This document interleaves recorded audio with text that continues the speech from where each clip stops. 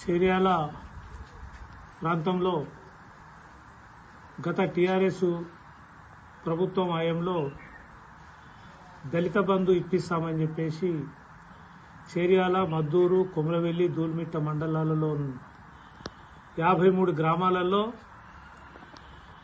144 మంది వద్ద 2 లక్షల చొప్పున వసూలు చేశారు టీఆర్ఎస్ నాయకులు. అంటే ఒక్కొక్క వ్యక్తికి 2 లక్షలు అంటే 2,88,00,000 వసూలు చేసినటువంటిది ఉంది. దీనికి కారకుడు ఎవరు అంటే గత ఎమ్మెల్యే ముత్తిరెడ్డి యాదగిరిరెడ్డి గారు. ముత్తిరెడ్డి యాదగిరిరెడ్డి గారు ఏం చేశారంటే తన పార్టీ టీఆర్ఎస్ ఎంపీపీలు అట్లనే జెడ్పీటీసీల ద్వారా ఈ ప్రజల దగ్గర అందరి దగ్గర డబ్బులు వసూలు చేసినటువంటిది ఉంది. మరి 144 మంది దగ్గర వసూలు చేసి ఏ ఒక్కరికి కూడా డబ్బులు ఇవ్వలేదు.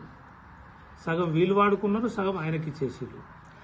ఇప్పుడు ఈ బాధితులంతా డబ్బులు ఇవ్వమని అడిగితే ఒకరి మీద ఒకరు చెప్పుకుంటున్నటువంటి పరిస్థితి ఉన్నది. ఇప్పుడు సర్పంచ్ ఇట్ల ముందట ధర్నా చేస్తే ఎంపీపీ దగ్గరికి తోలుతున్నారు. ఎంపీపీ దగ్గరికి పోతే ఈయన తీసుకొని ముత్తిరెడ్డి ఇంటి ముంగట ధర్నా అని చెప్పేసి ఒకరి మీద ఒకరు పెడుతున్నారు తప్ప ఇప్పుడు డబ్బులు ఇచ్చినటువంటి బాధితులకు మాత్రం ఎవరు సంజాయిషి మరి డబ్బులు ఇచ్చేటువంటి పరిస్థితి ఏం లేదు.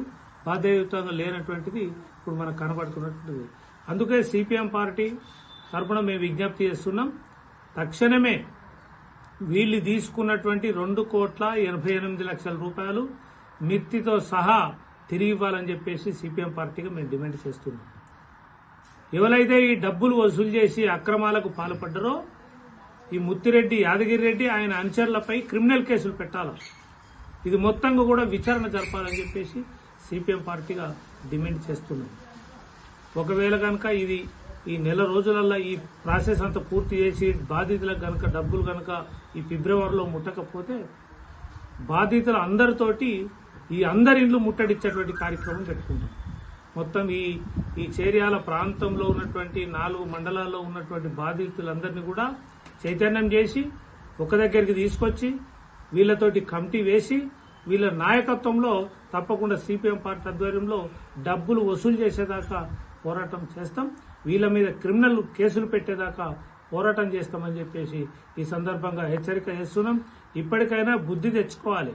మీ పార్టీ ఓడిపోయింది, కొత్త ప్రభుత్వం వచ్చింది, మీ పదవులన్నీ పోయినాయి, మీ పాపాలన్నీ ఒక్కొక్కటిగా బయటపడుతున్నాయి. బుద్ధి తెచ్చుకొని ప్రజలతో సక్రమంగా ఉండాలని చెప్పేసి విజ్ఞప్తి చేస్తున్నాం. ఎక్కడెక్కడైతే డబ్బులు తీసుకున్నారో దళిత బంధే కాదు, ఈ ప్రాంతంలో ఉన్నటువంటి భూముల అక్రమాలను కూడా వదులుకొని బాధితులందరికీ ఎక్కడేలాగా అప్పచెప్పాలి. అందుకని రౌడీజం చేశారు, అక్రమాలు చేశారు, డబ్బులు వసూలు చేశారు. వీళ్ళు చెయ్యని పని అటువంటిది లేదు. అందుకని ఇట్లాంటి తప్పుడు పనుల మీద విచారణ జరపాలని చెప్పేసి మేము ప్రభుత్వాన్ని విజ్ఞప్తి చేస్తున్నాం. అట్లనే ఈ పూర్తి స్థాయిలో విచారణలో పోలీస్ శాఖ బాధ్యత తీసుకోవాలని చెప్పేసి కూడా ఈ సందర్భంగా విజ్ఞప్తి చేస్తున్నాం.